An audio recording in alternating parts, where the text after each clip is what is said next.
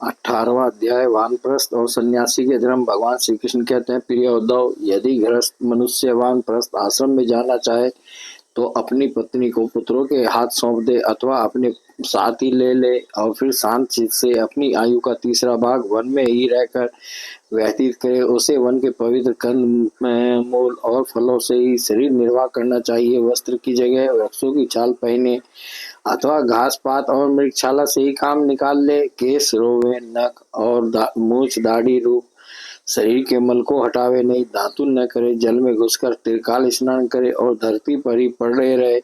ग्रीष्म ऋतु में पंचाग्नि तपे, वर्षा ऋतु में खुले मैदान में रहकर वर्षा की बौछार सहे, जाड़े के दिनों में गले तक जल में डूबा रहे। इस प्रकार घोर तपस्या में जीवन व्यतीत करे। कंद मूलों को केवल आग में भूनकर खा ले अथवा समयानुसार पके हुए फल आदि के द्वारा ही काम चला ले। उन्हें कूटने की आवश्यकता हो तो ओखली में या सिल पर कूट ले, अन्यथा दांतों से ही चबा चबा कर खा ले। वानप्रस्थ आश्रमी को चाहिए कि कौन सा पदार्थ कहाँ से लाना चाहिए, किस समय लाना चाहिए, कौन कौन पदार्थ अपने अनुकूल है, इन बातों को जानकर अपने जीवन निर्वाह के लिए स्वयं ही सब प्रकार के कंद मूल फल आदि ले आवे। देश काल आदि से अनभिज्ञ लोगों से लाए हुए अथवा दूसरे समय के संचित पदार्थों को अपने काम में न ले। निवार आदि जंगली अन्न से ही चरु पुरुष आदि तैयार करे और उन्हीं से समयोचित आग्रियन आदि वैदिक कर्म करे। वानप्रस्थ हो जाने पर वेद विहित पशुओं द्वारा मेरा यजन न करे। वेताओं ने वानप्रस्थी के लिए अग्निहोत्र, दर्श, पूर्णमास और चातुर्मास आदि का वैसा ही विधान किया है जैसा गृहस्थों के लिए है। इस प्रकार घोर तपस्या करते करते मांस सूख जाने के कारण वानप्रस्थी की एक एक नस दिखने लगती है।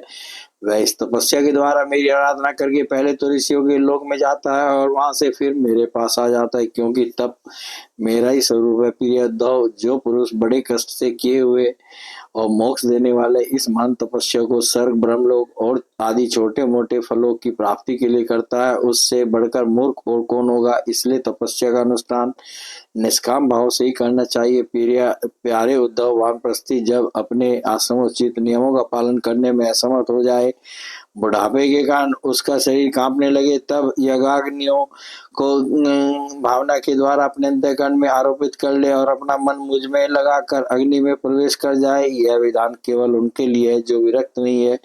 यदि उसकी समझ में बात आ जाए कि काम्य कर्मों से उनके फलस्वरूप जो लोग प्राप्त होते हैं वे नरकों के समान ही दुखपूर्ण है और मन में लोक और लोक से पूरा वैराग्य हो जाए, तो विधि पूर्वक यज्ञाग्नियों का परित्याग करके संन्यास ले ले। जो वानप्रस्थी सन्यासी होना चाहे वह पहले वेद विधि के अनुसार 8 प्रकार के श्राद्ध और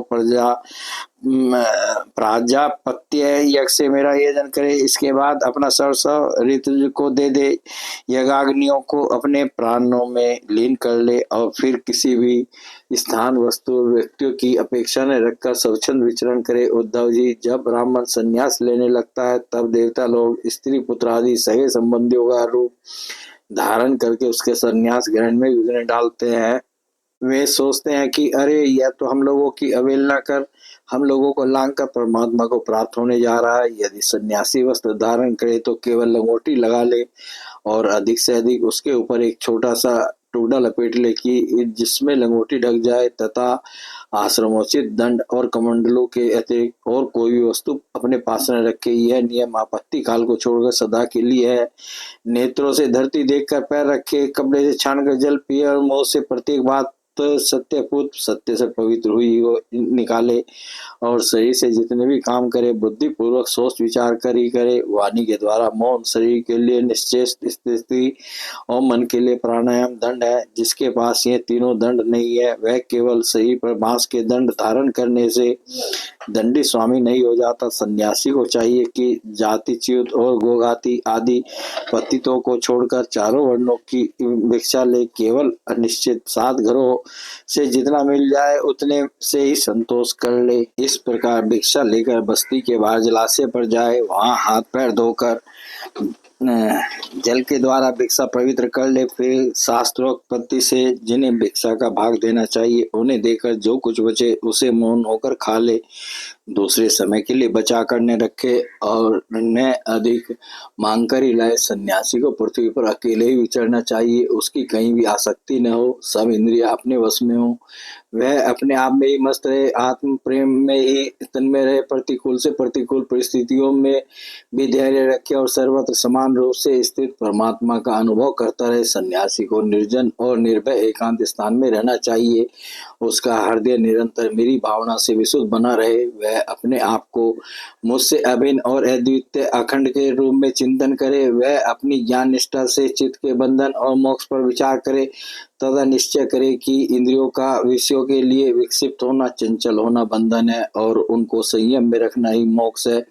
इसलिए सन्यासी को चाहिए कि मन एवं पांचों ज्ञानेंद्रियों को जीत ले, भोगों की क्षुद्रता समझकर उनकी ओर से सर्वदा मुंह मोड़ ले और अपने आप में ही परम आनंद का अनुभव करे। इस प्रकार वह मेरी भावना से भरकर पृथ्वी में विचरता रहे, केवल भिक्षा के लिए ही नगर, गांव, अहिरों की बस्ती या यात्रियों की टोली में जाए, पवित्र देश, नदी, पर्वत, वन और आश्रमों से पूर्ण पृथ्वी में बिना कहीं ममता जोड़े घूमता फिरता रहे। भिक्षा भी अधिकतर वानप्रस्थियों के आश्रम से ही ग्रहण करे, क्योंकि कटे हुए खेतों के दानों से बनी हुई भिक्षा शीघ्र ही चित्त को शुद्ध कर देती है और उससे बचा खुचा मोह दूर होकर सिद्धि प्राप्त हो जाती है। विचारवान सन्यासी दृश्यमान जगत को सत्य वस्तु कभी न समझे, क्योंकि यह तो प्रत्यक्ष ही नाशवान है, इस जगत में कहीं भी अपने चित्त को लगाए नहीं, इस लोक और परलोक में जो कुछ करने पाने की इच्छा हो उससे विरक्त हो जाए। सन्यासी विचार करे कि आत्मा में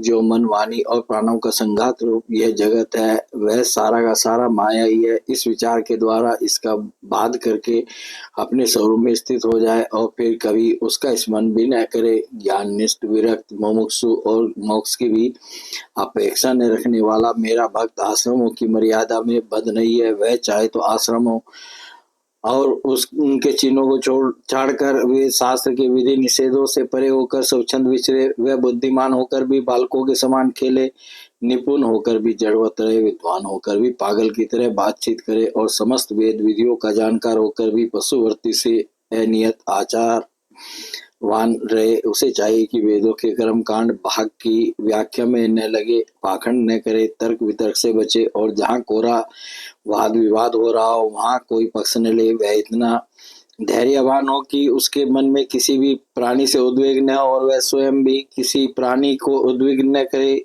उसकी कोई निंदा करे तो वह प्रसन्नता से सह ले, किसी का अपमान न करे। प्रिय उद्धव, सन्यासी इस शरीर के लिए किसी से भी वैर न करे, ऐसा वैर तो पशु करते हैं।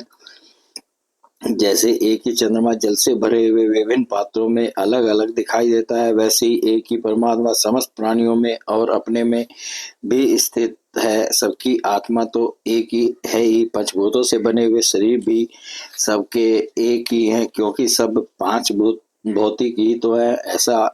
ऐसी अवस्था में किसी से भी वैर विरोध करना अपना ही वैर विरोध है।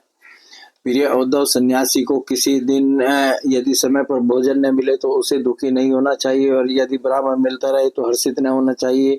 उसे चाहिए कि वह धैर्य रखे, मन में हर्ष और विषाद दोनों प्रकार के विकार न आने दे, क्योंकि भोजन मिलना और न मिलना दोनों ही प्रारब्ध के अधीन है। भिक्षा अवश्य मांगनी चाहिए, ऐसा करना उचित ही है, क्योंकि भिक्षा से ही प्राणों की रक्षा होती है।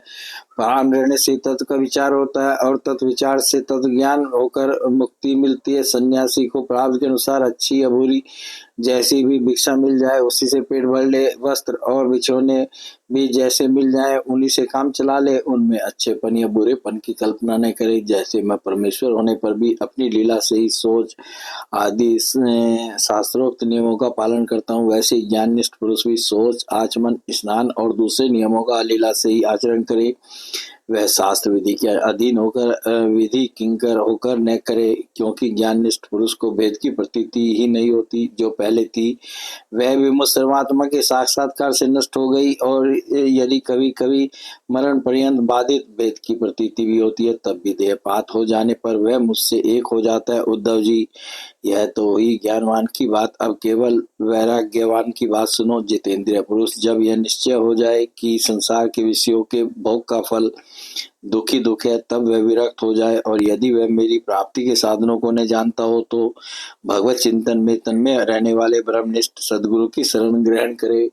वह गुरु की दृढ़ भक्ति करे, श्रद्धा रखे और उनमें दोष कभी न निकाले। जब तक ब्रह्म का ज्ञान हो तब तक बड़े आदर से मुझे ही गुरु के रूप में समझता हुआ उनकी सेवा करे। किंतु जिसने 5 इंद्रिया और मन इन 6 पर विजय नहीं प्राप्त की है, जिसके इंद्रिय रूपी घोड़े और बुद्धि रूपी सारथी बिगड़े हुए हैं, और जिसके हृदय में न ज्ञान है और न तो वैराग्य, वह यदि त्रिदंडी सन्यासी का वेश धारण का पेट पालता है तो वह संन्यास धर्म का सत्यानाश ही कर रहा है, और अपने पूज्य देवताओं को, अपने आप को और अपने हृदय में स्थित मुझको ठगने की चेष्टा करता है। अभी उस वेश मात्र के सन्यासी की वासनाएं छिन्न नहीं हुई है, इसलिए वह इस लोक और परलोक दोनों से हाथ धो बैठता है। सन्यासी का मुख्य धर्म है शांति और अहिंसा, वानप्रस्थी का मुख्य धर्म है तपस्या और भगवत भाव, गृहस्थ का मुख्य धर्म है प्राणियों की रक्षा और याग आदि तथा ब्रह्मचारी का मुख्य धर्म है आचार्य की सेवा। गृहस्थ भी केवल ऋतु काल में ही अपनी स्त्री का सहवास करे, उसके लिए भी ब्रह्मचर्य, तपस्या, सोच, संतोष और समस्त प्राणियों के प्रति प्रेम भाव ये मुख्य धर्म है। मेरी उपासना तो सभी को करनी चाहिए। जो पुरुष इस प्रकार अनन्य भाव से अपने वर्णाश्रम धर्म के द्वारा मेरी सेवा में लगा रहता है और समस्त प्राणियों में मेरी भावना करता रहता है, उसे मेरी अविचल भक्ति प्राप्त हो जाती है। उद्धव जी, मैं संपूर्ण लोकों का एकमात्र स्वामी, सबकी उत्पत्ति और प्रलय का परम कारण ब्रह्म हूँ। नित्य निरंतर बढ़ने वाली अखंड भक्ति के द्वारा वह मुझे प्राप्त कर लेता है। इस प्रकार वह गृहस्थ अपने धर्म पालन के द्वारा अंतःकरण को शुद्ध करके मेरे ऐश्वर्य को, मेरे स्वरूप को जान लेता है और ज्ञान विज्ञान से संपन्न होकर शीघ्र ही मुझे प्राप्त कर लेता है। मैंने तुम्हें यह सदाचार रूप वर्णाश्रमियों का धर्म बतलाया है। यदि इस धर्मानुष्ठान में मेरी भक्ति का पुट लग जाए तब तो इसमें अनायासी परम कल्याण स्वरूप मोक्ष की प्राप्ति हो जाए। साधु स्वभाव उद्धव, तुमने मुझसे जो प्रश्न किया था उसका उत्तर मैंने दे दिया और यह बतला दिया कि अपने धर्म का पालन करने वाला भक्त मुझ पर ब्रह्म स्वरूप को किस प्रकार प्राप्त होता है। बोले भगवान श्री कृष्ण की जय।